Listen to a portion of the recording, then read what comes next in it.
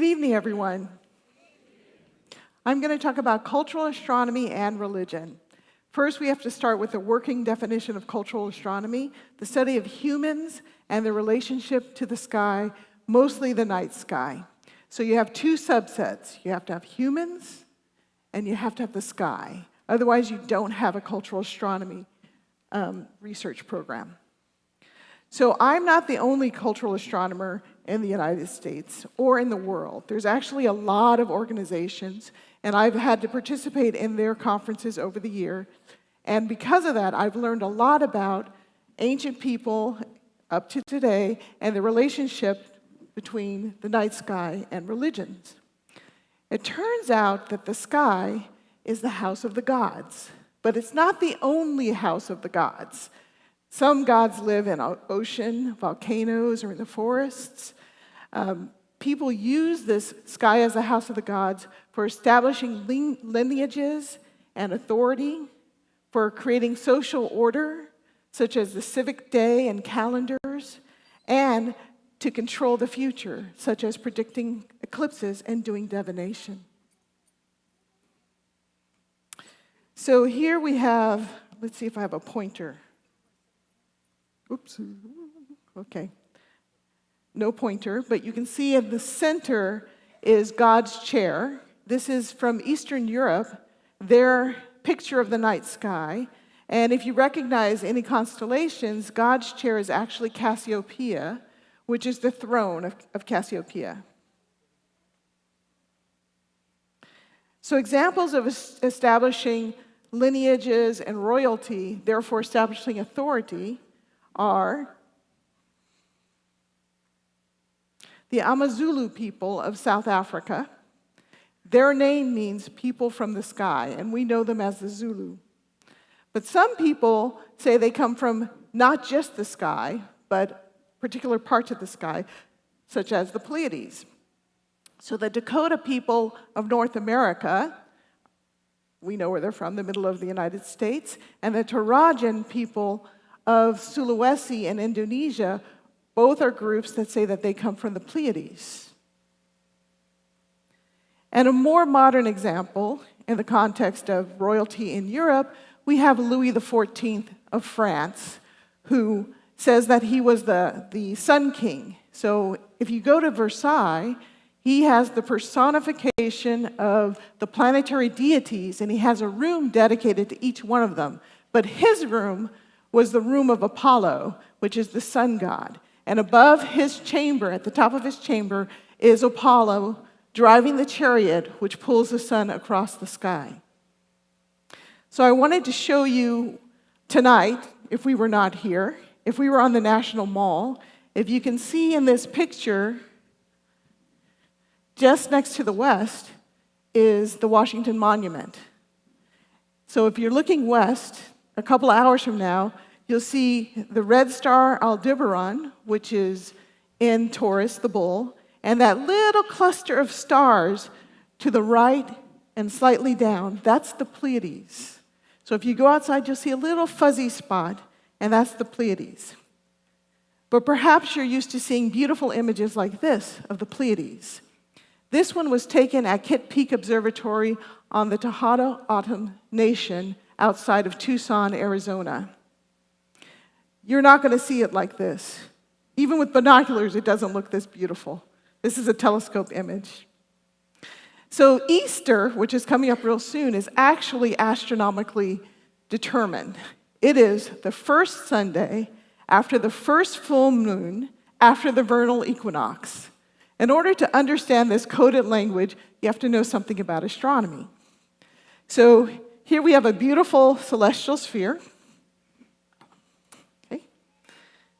And the celestial equator is if you take the equator of the equator of the world, of the Earth, and you project it onto the sky, so this white line is the celestial equator. Next is the ecliptic, because the plane of the Earth is actually tilted to the plane of the solar system. The solar system is 23.5 degrees, and this is the plane of the solar system, which is called the ecliptic. And that's the path that the sun, the moon, and the planets take through the sky. So the southernmost part, I'm just going to tilt it up again.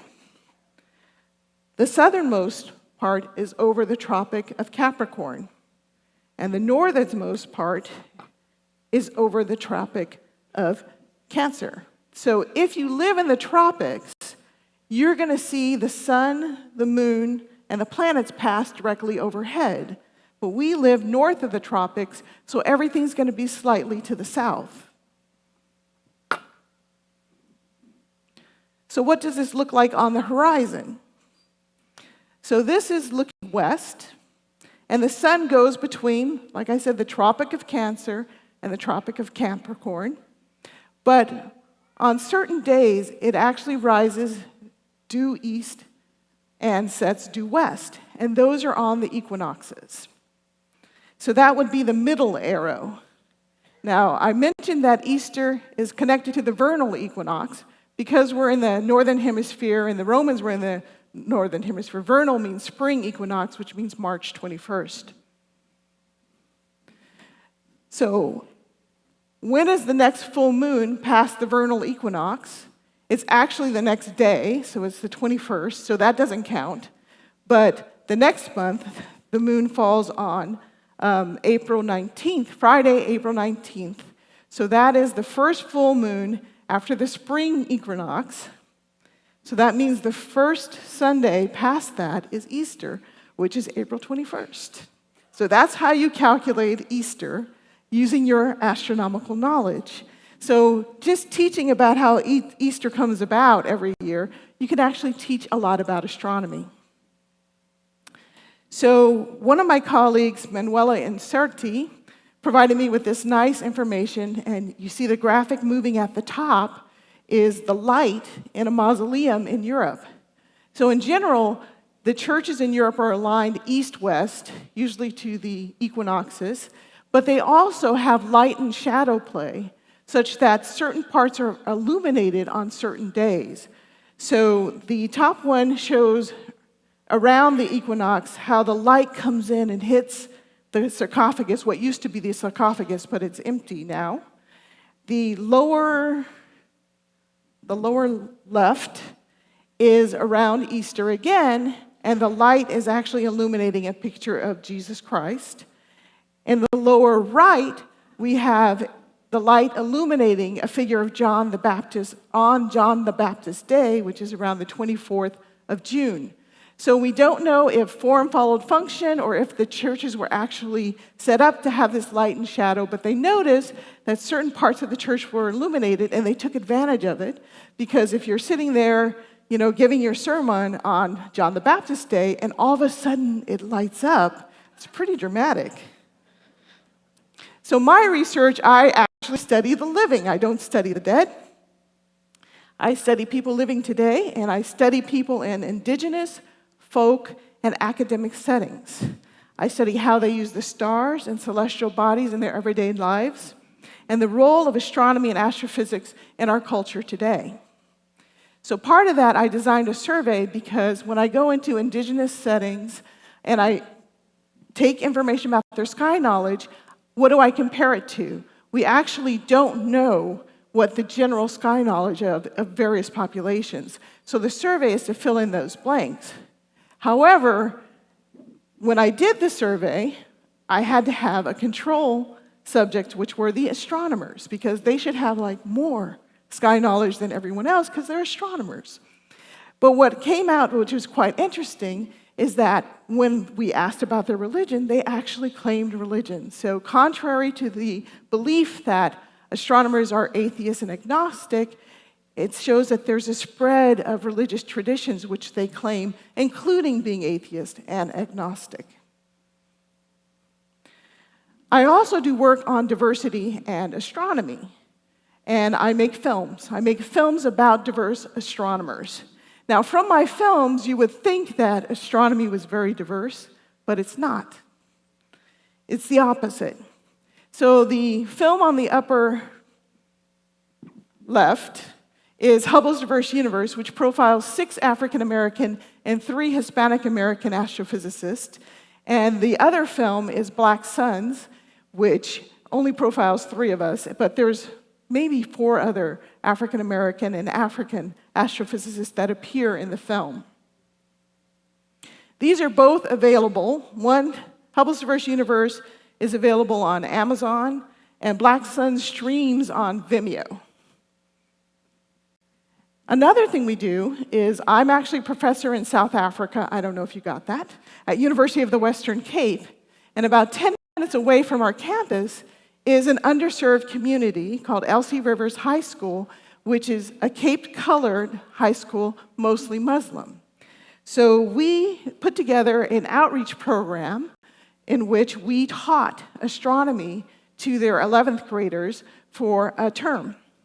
And contrary to the way that you usually teach these things, which is you grade individually, when you become an astronomer or a scientist, you're always working in groups. So we had them working in groups, and you have the opportunity for peer learning.